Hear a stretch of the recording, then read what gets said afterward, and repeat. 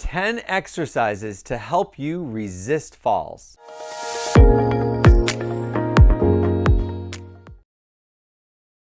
Hi, my name is Doug. I've been a physical therapist for 30 years and I specialize in helping people with balance problems learn to walk again.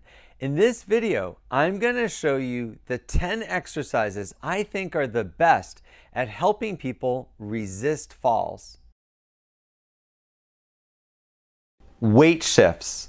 To do weight shifts, you'll need something sturdy to hold on to. You can use a countertop or the back of a chair, anything that's sturdy. To do this correctly, you want to grab with both hands on something sturdy and then put all your weight on one leg while you lift the other foot off the ground. Then you're going to shift your weight over to the other leg. You want to repeat this going right to left. Now, the main thing that people have trouble with this is they don't shift fully onto both sides. You want to have both of your hips over your leg on the right and both sides of your hip over your left leg on the left. And that means shifting fully in each direction. Most people, what they'll do is not shift much at all. The reason people shuffle is they're not shifting their weight. And that's why this exercise is so helpful. The goal of this is to do this for 20 repetitions, just one set of 20. This isn't really an exercise as much as it is a balance training thing. So you only want to try to work up to doing 20 repetitions to the right and 20 to the left. Many people have trouble with this and they can only do 3 or 4 repetitions before they find it difficult. That's fine. You have to start somewhere. I would tell you to practice this over the course of weeks, if not months, to get better at it. Heel to toe standing. You want to do this exercise where you can hold something sturdy like a countertop or the back of a chair. You want to have your feet in the heel to toe position. That means one foot with the heel touching the toe of the other foot. Then what you want to do is stand up straight with your feet in this position and let go of what you're holding on to. If you can do this and hold that position, the goal is to get to 20 seconds without holding on. But a lot of people are going to have trouble with this exercise. If you're really struggling with it, one thing you can do to make it easier is to have a little bit of space between your feet. So instead of touching your heel to toe, have about a 2 to 3 inch space between your feet. Another thing you can do in the beginning when you're getting used to it is have one finger on the countertop when you try to do it. One finger is a lot harder than putting both hands. But over time, you want to let go with that finger and try to balance just on your 2 feet. The goal is to balance for 20 seconds with the right leg forward and 20 seconds with the left leg forward, repeating that 3 times on each side. But in the beginning, you might only be able to do a couple of seconds with each leg forward. You just want to work on this. It can take weeks, if not months, of practicing this every day before someone can get to the goal of 20 seconds without holding on. Wall leans. To do this exercise, you want to be standing against a wall. Where you put your feet will determine how difficult the exercise is. So in the beginning, just bring your heels about 4 inches away from the wall. Then what you want to do is cross your arms across your chest and then using your muscles in your feet, pull your body off the wall. This is a difficult exercise, and a lot of people will find themselves cheating by either pushing their bottom against the wall or by bending forward to get themselves off the wall. What you want to do if you find that you're doing that is bring your feet closer to the wall. The only thing that you should be using to pull yourself forward is the muscles in the front of your shin, which are the muscles that lift your toes. So if you find that you're not lifting your toes as you bring yourself off the wall, you're either doing it without your feet far enough away from the wall, or you're cheating and using your bottom or your upper body to push off. So when you're doing it correctly, your feet are a few inches away from the wall. You're actually lifting your toes up as you come forward. Now, to make this exercise harder, you want to bring your feet further and further away from the wall. But there's a limit. Obviously, when you get your feet too far away from the wall, you're not going to be able to bring yourself off the wall without cheating. So I would say the maximum is about 12 to 18 inches of your heel away from the wall. I would practice this 5 to 10 times every day.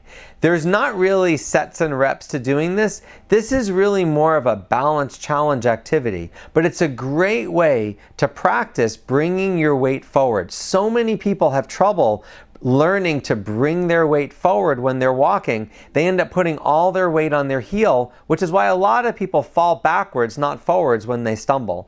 This is just a good exercise that builds proprioception, awareness of where your body is in space, and helps you, if you ever lose your balance and you're falling backwards, this will help you bring your weight back forward again. Heel to toe walking. To do this activity, you just need something sturdy to hold on to. You can use a countertop, the back of a chair. You can even use your kitchen sink. You want to walk heel to toe 2 to 3 steps in one direction, then grab onto that object, turn around, and walk 2 to 3 steps in the other direction. When you're walking heel to toe, you're actually putting one foot in front of the other with your heel touching your toe. Your goal for this exercise is to do this 3 times in each direction without holding on. In the beginning, you might have to hold on the entire time, or at least put one finger on the countertop the whole time. That's fine. People aren't automatically able to do this exercise. Most of my clients have to practice this for weeks, if not months, every single day before they get good enough to do it without holding on. To do the standing dizziness exercise, you'll need a couple things. You want to have 2 chairs, one on either side of you, and then a sturdy chair behind you just in case you lose your balance and need to sit down.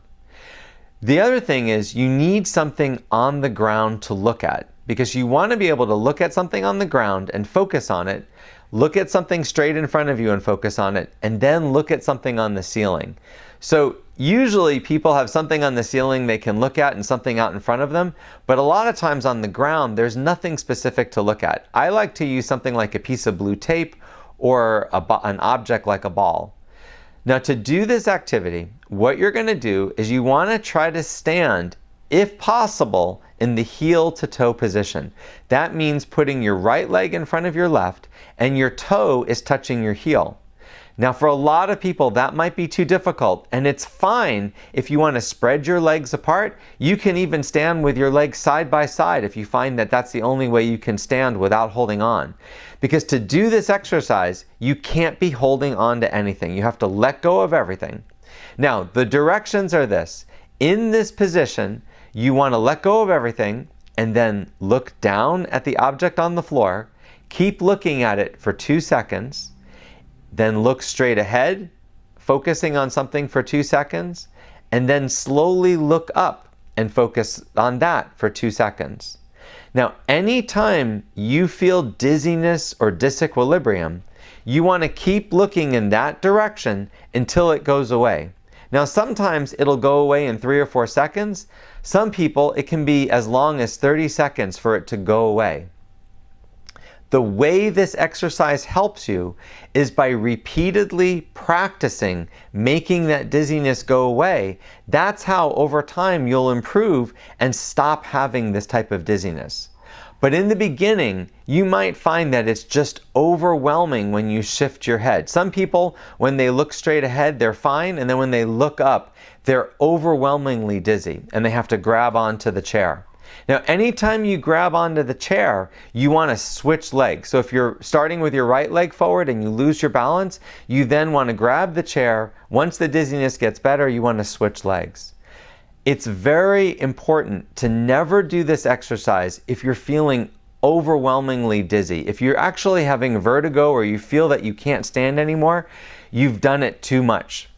In a lot of people, this exercise can be made harder or easier by two things: where you place your feet and how fast you move your head. If you move your head fast, that's definitely going to make you more dizzy than if you do it slowly. So in some people, I just have to tell them to keep slowing down their head speed, because the object of this is not to make yourself dizzy.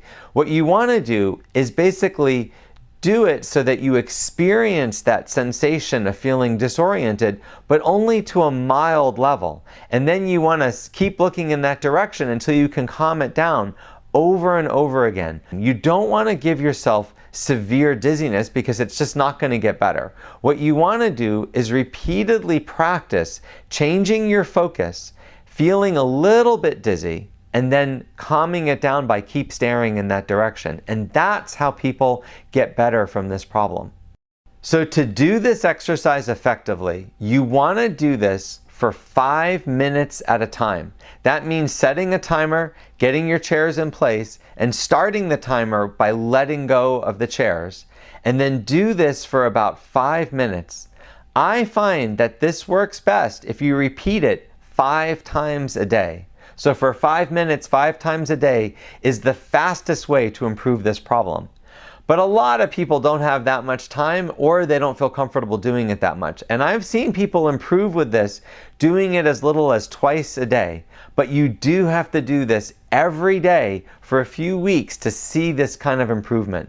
I've worked with thousands of clients, and I've seen them with central vertigo get rid of it and not have this problem anymore. But it takes doing it about 5 times a day for a few weeks before you see that difference. Sidestepping over an object.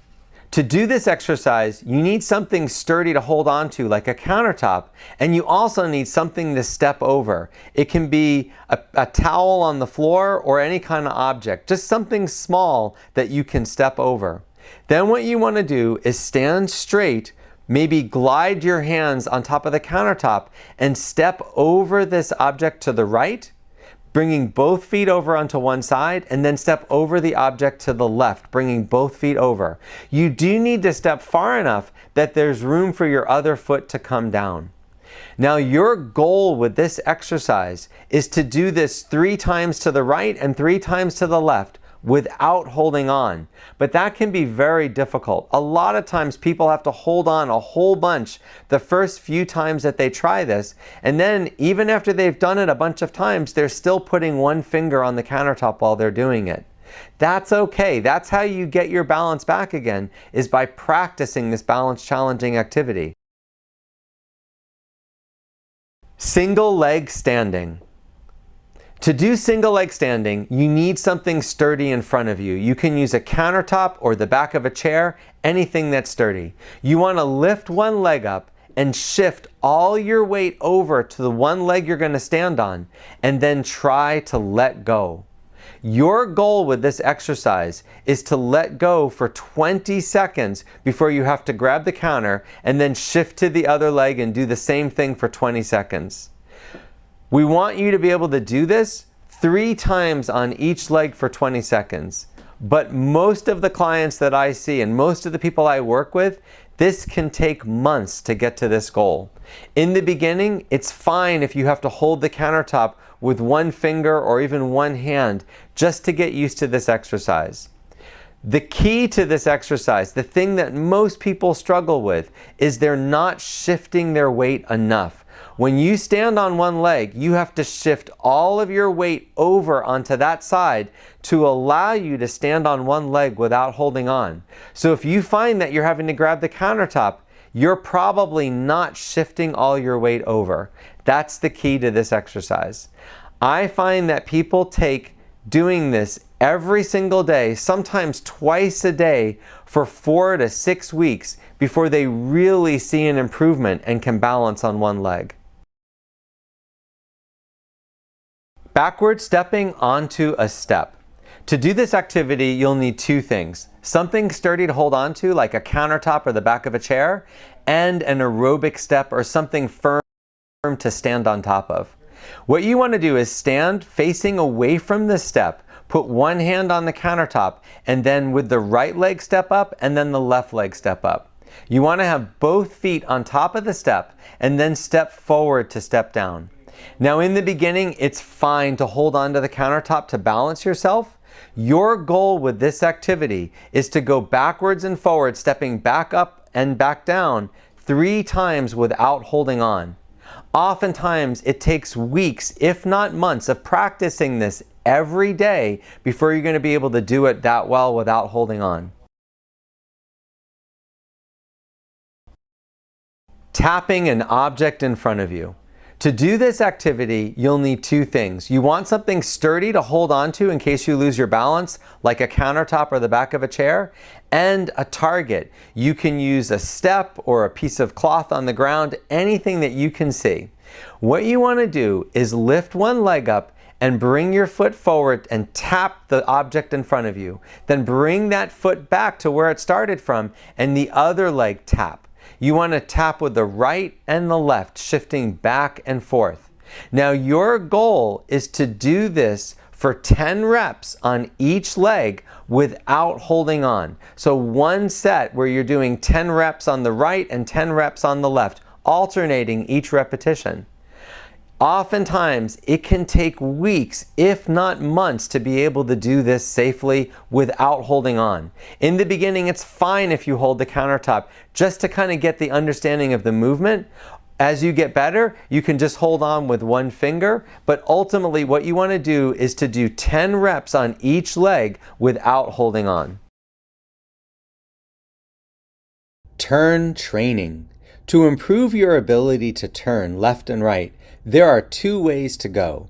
The first is on level ground. You want to be near something sturdy like a countertop, and all you do is practice turning to the right and left.